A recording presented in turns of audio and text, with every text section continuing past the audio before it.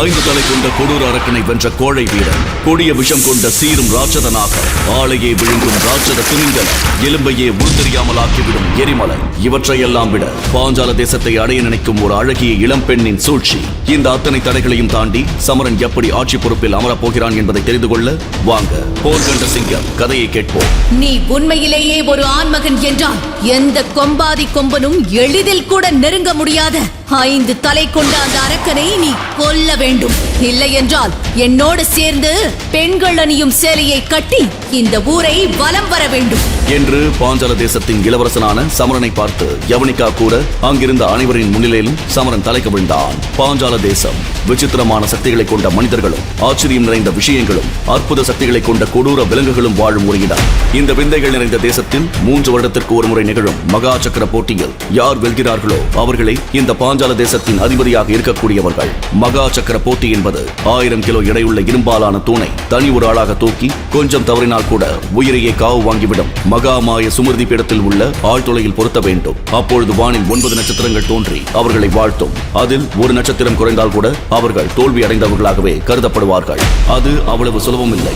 புத்தி கூர்மையும் உடல் திறனும் மனதை கட்டுப்படுத்தும் திறனும் கொண்ட ஒரு அசகாய சூரனால் மட்டுமே அதை செய்ய முடியும். பாஞ்சால தேசத்தின் இளவரசனான சமரன் ஊர் போற்றும் ஒரு மாவீரன். அவனை தவிர அந்த போட்டியில் யாராலும் வெல்ல முடியாது என்று மக்கள் அனைவரும் நம்பியிருந்தார்கள். பாஞ்சால தேசத்திற்கு ராணியாக ஆசைப்பட்ட ரட்ச நாட்டின் இளவரசி யவனிகா இளவரசன் சமரனை திருமணம் செய்தால் மொத்த பாஞ்சால தேசத்திற்கும் ராணியாகி விடலாம் என்று நினைத்து சமரனை நிச்சயம் செய்திருந்தாள். ஆனால் யாரும் எதிர்பார்க்காத விதமாக இந்த வருடம் நடந்த மகா சக்கர போட்டியில் வெறும் 3 நட்சத்திரங்கள் மட்டுமே பெற்று மண்ணை கவினான் சமரன். தன் ஆசையில் மண் விழுந்ததை நினைத்த யவனிகா சமரனின் மீது கடும் கோபம் அடைந்தாள். சமரன் தான் எப்படி தோல்வி அடைந்தோம் என தெரியாமல் அவன் நிலை குலைந்து நின்று கொண்டிருந்தான். சோத்துல உப்பு போட்டுதானே சாப்பிடுற?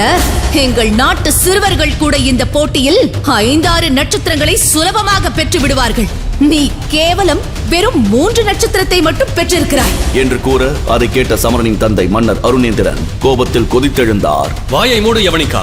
சமரன் இந்த பாஞ்சால தேசத்திற்கே இளவரசன். தன் 11வது வயதிலேயே மகா சக்கர போட்டியில் வென்று 9 நட்சத்திரங்களால் வாழ்த்து பெற்று மகா அபராஜிதன் என்ற மிகப்பெரிய பட்டத்தை வென்றவன். அதைவிட உன்னை திருமணம் செய்ய போகிற ஆண்மகன் என்பதை மறந்து விடாதே என்று அருணேந்திரன் சொன்னதும் அதை கேட்டு இன்னும் கோபமடைந்த யவனிகா, போதும் நிறுத்துங்கள் அருணேந்திரரே. நான் ஒரு வீரமான ஆண்மகனைத்தான் திருமணம் செய்வேன். உங்கள் மகன் வீரனும் இல்லை, ஆண்மகனும் இல்லை என்று மொத்த மக்கள் அனைவர் முன்னிலையிலும் கூட அருணேந்திரர் கோபத்தின் உச்சிக்கே சென்றார். என்ன துணிச்சல் உனக்கு! நாடே போற்றும் மாவீரனை ஆண்மகன் இல்லை என்று கூற இந்த நாட்டு மக்களுக்கு தெரியும் சமரனின் வீரம். கண்கூடாக நானே பார்த்துவிட்ட பிறகு நான் நம்ப தயாராக இல்லை. உங்கள் மகன் ஒரு மாவீரன் அல்ல, மகா கோடை என்று கூற கோபமடைந்த அருணேந்திரர், வெற்றியும் தோல்வியும் யாருக்கும் நிரந்தரமில்லை. இந்த ஒரு போட்டியில் தோற்றதை வைத்து அவன் ஆண்மையை நீ இழிவுபடுத்துவது உன் முட்டாள்தனத்தை காட்டுகிறது. ஓ அப்படியா? இப்பொழுது நான் சொல்லும் போட்டிகளை வென்று அவன் மீண்டும் வந்து மகா சக்கர போட்டியில் வென்றுவிட்டால் அவனை ஒரு ஆண்மகன் என்று நான் ஏற்றுக்கொள்கிறேன். இல்லை என்றால் அவன் எல்லார் முன்னிலையிலும் இப்பொழுதே தான் ஆண்மையற்றவன் என்பதை ஏற்றுக்கொள்ள வேண்டும். போட்டி என்ன சொல். சமரன் உண்மையிலேயே ஆண்மகன் என்பதை நிரூபிக்க எந்த கொம்பாதி கொம்பனும் கனவிலும் நெருங்கக்கூட பயப்படும் 5 தலை கொண்ட அசுரன் விக்ரமார்ஜுனை வெல்ல வேண்டும்.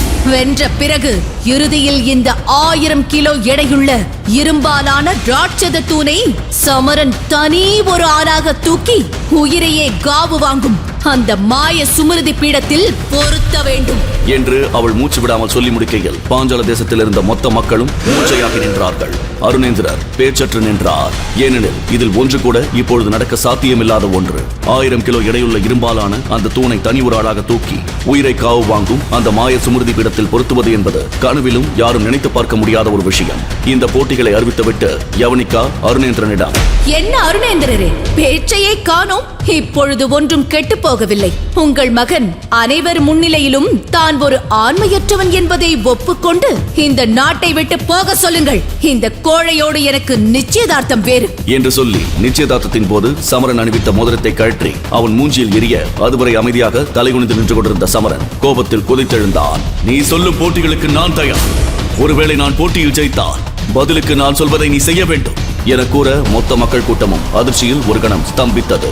அதை கேட்ட யவனிகா, சமரா, ஒருவேளை நீ ஜெயித்து விட்டால் இந்த 9 தேசமும் ஏங்கி கிடக்கும் என் பேரழகை திருமணத்திற்கு முன்பே நான் உனக்கு தருகிறேன் என்று அவள் சொல்லவும் இடிமேல் இடி விழுந்தது போல் மொத்த மக்கள் கூட்டமும் அதே இடத்தில் ஆணி எடுத்தது போல் நின்றார்கள். முதல் போட்டியாக 5 தலை கொண்ட அரக்கன் விக்ரம் அர்ஜுனனை வெல்ல வேண்டும் என யவனிகா கூறினாள்.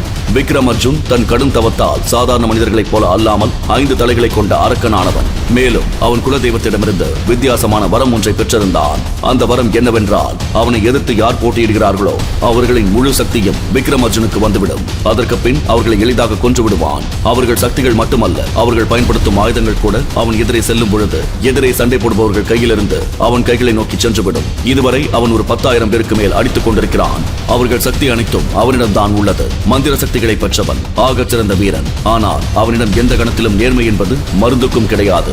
அவனை பொறுத்தவரை அவன் வெல்வதற்காக என்ன வேண்டுமானாலும் செய்யக்கூடிய ஒரு காட்டு மிராண்டியை போன்றவன். அவன் பெரும்பாலும் காட்டுக்குள் யானை, புலி, சிங்கம் போன்றவற்றை வேட்டையாடி வளர்ந்தவன் என்பதால் மனிதர்களையும் அதை போலவே ஈவு இரக்கமன்றி தாக்குவான். சமரன் ஒரு மாவீரன் என்றாலும் சில தினங்களுக்கு முன் திடீரென்று அவன் மீது விழுந்த மின்னலினால் அவனுடைய சக்தி அனைத்தையும் இழந்திருந்தான். மகா சக்கர போட்டியில் அவன் தோற்றதற்கும் அதுவே காரணம். கண்டிப்பாக இப்பொழுது அவனால் விக்ரம் அர்ஜுனை வெல்வது முடியாத காரியம். இருந்தாலும் அனைவரின் முன்பும் தன் ஆண்மையை காப்பாற்ற சமரன் சவாலை ஏற்றுக்கொண்டான். அன்று இரவே அடுத்த நாள் போட்டிக்கான களம் உருவாக்கப்பட்டது. இருவரும் எந்தவித ஆயுதங்களும் இல்லாமல் சண்டை போட வேண்டும். யார் வெல்கிறார்களோ அவர்களே இந்த நாட்டின் அடுத்த பேரரசர். சமரனிடம் எந்த மந்திர சக்தியும் இப்பொழுது இல்லை. இந்த ஒரு பொழுதைதான் விக்ரம் அர்ஜுனும் நீண்ட நாட்களாக எதிர்பார்த்திருந்தான். விடிந்தால் எப்படியும் நாம் தோற்கப் போவது உறுதி என்று மனதளவில் நினைத்திருந்த சமரன் நேராக தன் தாயின் கல்லறைக்கு சென்றான். தன் தாயின் கல்லறை மீது அமர்ந்த சமரன், அம்மா, உங்கள் வீரமகன் இப்பொழுது மிகப்பெரிய கோழையாகிவிட்டான் அம்மா. நாளை நம் நாடு நம் கையை விட்டு போக போகிறது. இப்பொழுது நான் என் உயிரை மாய்த்துக் கொள்ளப் போகிறேன் அம்மா என்று சமரன் தன் தாயின் கல்லறையில் உருக்கத்தோடு பேசிக் கொண்டிருந்த பொழுது திடீரென பூகம்பம் வந்தது போல் அந்த இடமே அதிர்ந்தது. சமரன் ஒரு கணம் நடுங்கி போனான். வௌவால்களும் கழுகுகளும் கூட்டமாக அந்த கல்லறையை சுற்றி வர அங்கு பல சிரிப்பு சத்தம் கேட்க ஆரம்பித்தது. சமரன் பயத்தில் ஆடாமல் அசையாமல் தன் தாயின் கல்லறையை இறுக பிடித்தபடி அமர்ந்திருந்தான். அப்போது சடாரென இருந்த மேகங்கள் விலகி வானின் பிரகாசமாக நிலவின் ஒளி தோன்றியது. அந்த நிலவின் ஒளி நேராக சமரன் மீது பட சமரன் நிமிர்ந்து நிலவை பார்க்க அவனுக்கு தூக்கி வாரி போட்டது. அந்த நிலவில் ஒரு உருவம் தெரிந்தது. அது முதலில் மங்கலாக தெரிந்த அந்த உருவம் பின்பு தெளிவாக தெரிய ஆரம்பித்தது.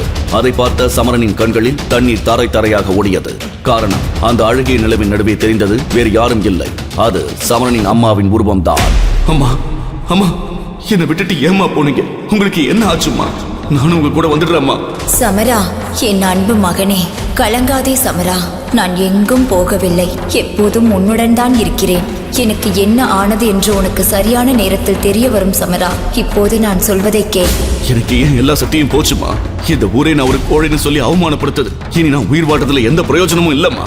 நானும் இப்போதே என்னை மாய்த்துக் கொண்டு உங்களோட வந்து விடுகிறேன் அம்மா.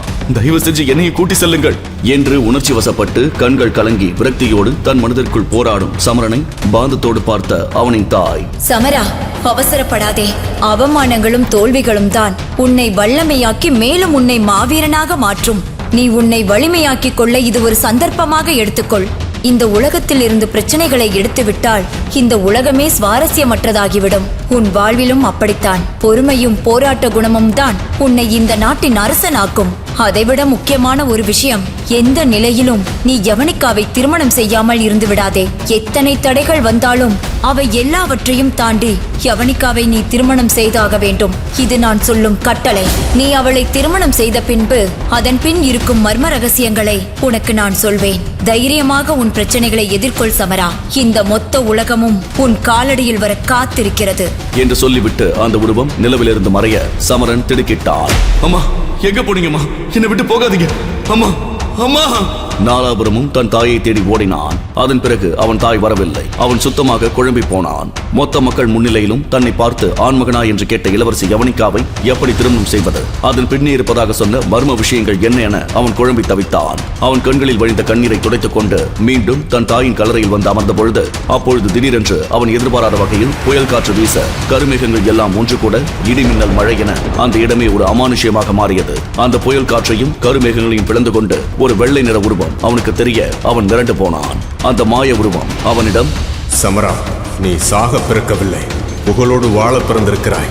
நீ வெற்றி பெறும் தருணங்கள் உன்னை நெருங்கிக் கொண்டிருக்கின்றன என்று கூற சமரன் அதை பார்த்து அதிர்ச்சி அடைந்தான். யார் நீ? என் பெயர் எப்படி உனக்கு தெரியும்? அதை பற்றியெல்லாம் பேச இப்பொழுது நேரமில்லை. நீ நாளை மந்திர தந்திரங்களை கற்று காட்டு முராண்டி போல் எதிரிகளை தாக்கும் குணம் கொண்ட 5 தலை அசுரன் விக்ரமார்ஜுனை வெல்ல என்னிடம் ஒரு யோசனை உள்ளது என்று கூற சமரன் மீண்டும் ஒரு கணம் அதிர்ச்சியில் உறைந்து போனான். என் பிரச்சனை எல்லாம் எப்படி உனக்கு தெரியும்? உண்மையிலேயே என் பிரச்சனைக்கு உன்னா யோசனை சொல்ல முடியுமா என்று சமரன் கேட்கவும் அந்த மாய உருவம் சிரித்துக் கொண்டே அவன் அருகில் வந்து அவன் காதில் ஒரு யோசனையை சொல்ல அதை கேட்ட சமரன் மிரண்டு போனான். மறுநாள் காலை போட்டி கோலாகலமாக தொடங்கியது.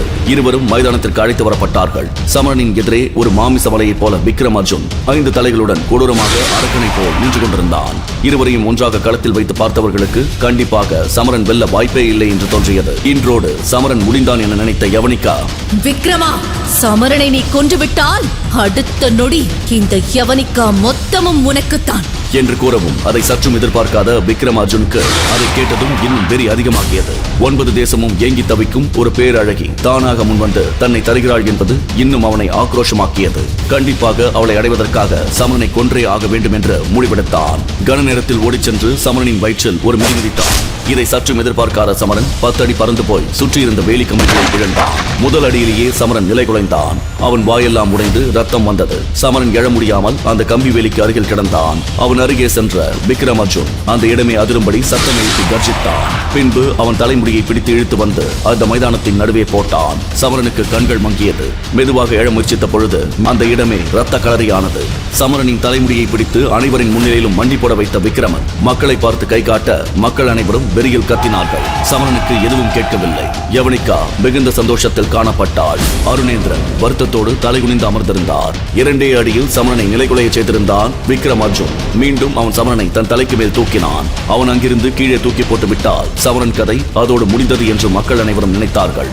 மக்கள் அனைவரும் விக்ரமார்ஜுனை ஊக்கப்படுத்த அவன் வெறிகொண்டு கத்தியபடி சமரனை கீழே போட போன அந்த நொடி திடீரென்று புயல் காற்று வீச வானில் இடிமின்னல் எல்லாம் போன்ற அந்த இடம் படுபயங்கரமாக மாறியது. அந்த இடமே இருள் சூழ்ந்திருப்பதை பார்த்து மக்கள் அனைவரும் ஏன் திடீரென்று இப்படி மாறியது என்று புரியாமல் குழப்பத்திலும் பயத்திலும் அலறினார்கள். அதுவரை கண்களை மூடி சாகும் நிலையில் இருந்த சமரன் திடீரென முழித்து விக்ரமார்ஜுனை பார்க்க மறுகணம் யாரும் கனவிலும் எதிர்பார்க்க முடியாத ஒரு விசித்திர மர்ம சம்பவம் அங்கே நடந்தது. அதை பார்த்த யவனிகா, அருணேந்திரன் மற்றும் மொத்த பாஞ்சால தேசத்து மக்களும் ஒரு கணம் ஸ்தம்பித்து போய் நின்றனர். மொத்த மக்களும் ஸ்தம்பித்து போகும் அளவிற்கு அங்கு நடந்த விஷயம் என்ன? சமரன் விக்ரமனை ஜெயித்தானா? யவனிகா கூறிய அனைத்து போட்டிகளையும் வென்று மீண்டும் எப்படி ஆட்சியை பிடித்தானா?